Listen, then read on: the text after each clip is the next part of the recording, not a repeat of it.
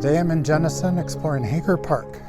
In addition to play and discovery areas for kids, this 104-acre park provides trails that take you through woodlands and native grasslands.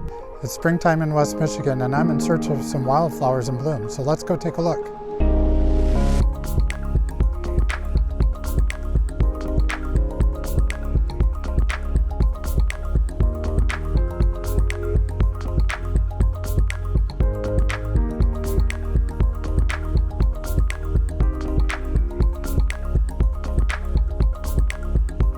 So right off the bat, I came across flowering bushes and flowering trees.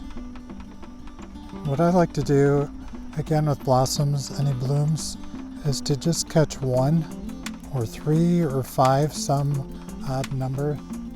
Just kind of adds balance. And I also like to get just the touch of the sun on them. So it doesn't have to be full sun, it can be backlit. It can be just touching some of the petals, highlighting them, and then the background is out of focus and showing the grasses or the sky so that your full attention is just on the blossoms.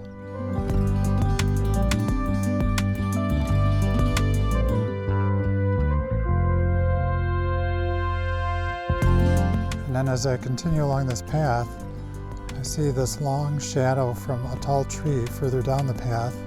And again, it just kind of helps to add character to the path. You have the leading lines of the shadow drawing you in.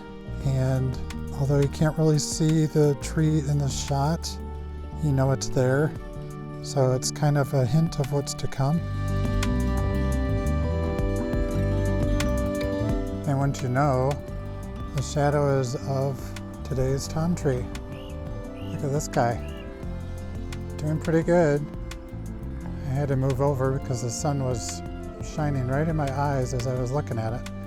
But I like the comparison between the massive trunk and the two little trees right at the bottom, and also this long slanted limb that goes diagonally through my image. Of course, it's got a dead limb, but also a whole bunch of blossoming branches too, so it's doing okay. And once again, it's set off by itself and just doing its thing. I like photographing pathways, especially pathways that have arching branches from the trees next door to them. And this one creates that perfect arch. And there's trees in the distance. I have to watch my exposure for this image because I don't want to overexpose and blow out the highlighted items in the background. And I don't want the trees in the foreground to be so dark that I can't see them in the details. But in this image you have promise of this path going off in two different directions and life and growth ahead of you.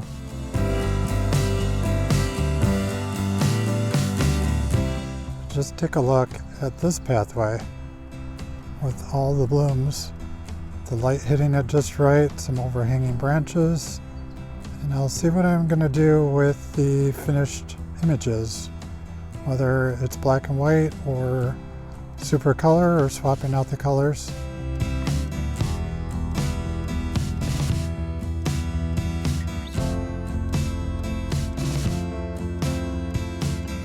I love how the path just kind of curves gently as it goes down the hill and into the distance. With this composition though, there's a building in the background and every once in a while you'll see some cars pass. So I'm going to go vertical with this shot, crop out the building and time it so that I don't see the cars driving by in the background. Now here's an interesting exercise in value study. Here's a composition, trail leading through it, anchored by the big tree on the left, but it's all in shadow. There aren't very many levels of value in this picture. It's all kind of flat. But if I turn,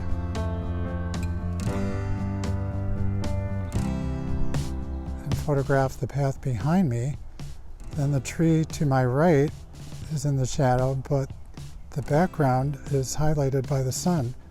You have a different spectrum of values in this shot versus the first one. And therefore, this one will have more of interest. Ottawa County's done a great job in identifying different trees that are throughout this park. And this one is a tulip tree, which one of my neighbors has. And she's always talking about the blossoms, and I've actually seen them, and they do look like little tulips, as do the leaves. So just taking a couple pictures of this tree because it reminds me of my neighbor's tree.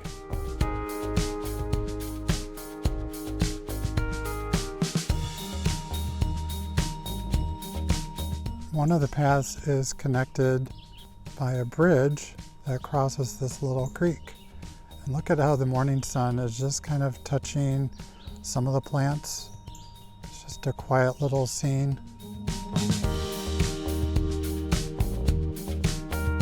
These are the scenes that I really like though. In the woods, path winding through it, tall trees. Looks like something out of a fairy tale or just quieter times.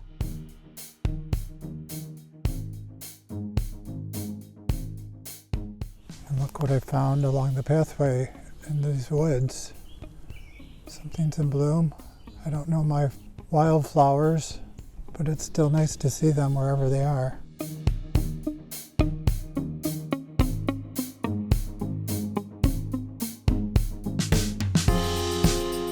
Speaking of a range of values, here's a tree bordering a path in the middle of the woods, and you've got highlights and shadows, the way the sun is reaching through and touching some of the branches, part of the trunk.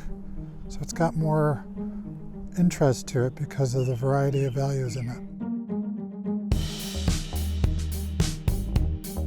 There's this lone flower blooming right there with the fallen log behind it. It serves as a dark background. And then there's another one growing up between two other fallen logs. And that's what I look for, because it adds some interest to the composition, and it also gives me that single bloom shot. Here's some more little blooms growing along what there is of this creek. And what I noticed was this little sapling growing out over the creek, and that there's buds on it too.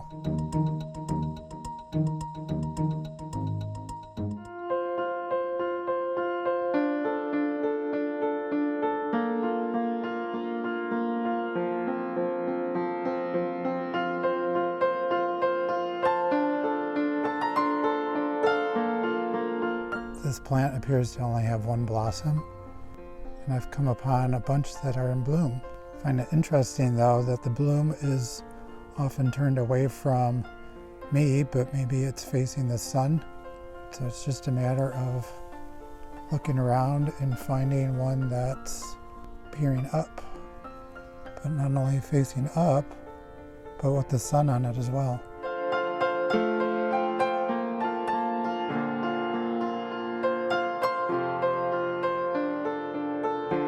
I rarely center my compositions because I don't find it very interesting to look at. But in this one, I have these two trees on the far bank anchoring my shot, acting as bookends. And then the sun on the leaves on the branch in front of me is centered in my shot. But what I'm showing off is that the tree in front of me is doing great. The trees in the background, you can see the ruts, and the dirt is starting to fall away from the bank, and those trees may be falling in at some point down the road. It's kind of a statement on life and death and comparison between textures and shapes. I've come out from the woods and into an open area.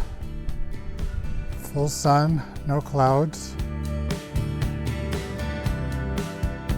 So there won't be many pictures out here for me, but I do like how the sun is right on the leaves of this tree in front of me, and then I have the tall grasses that I can use as a backdrop.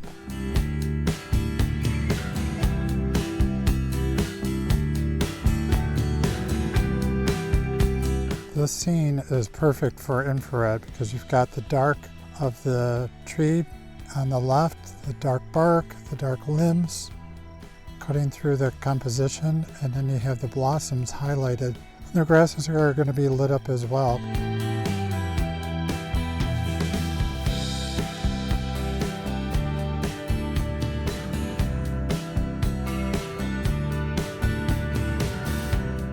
Not everything in bloom has to look pretty or have a colorful blossom. It's like these trees create some interesting shapes.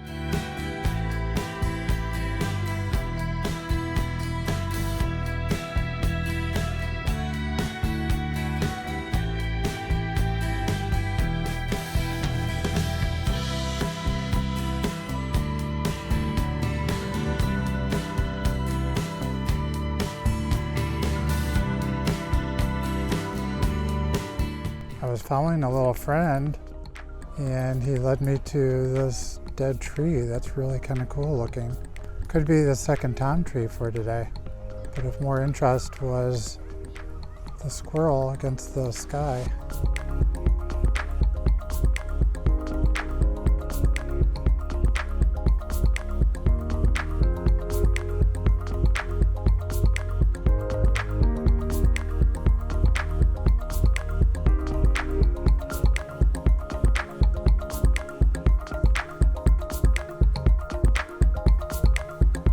For more information about Hager Park and other parks in Ottawa County, check out miottawa.org.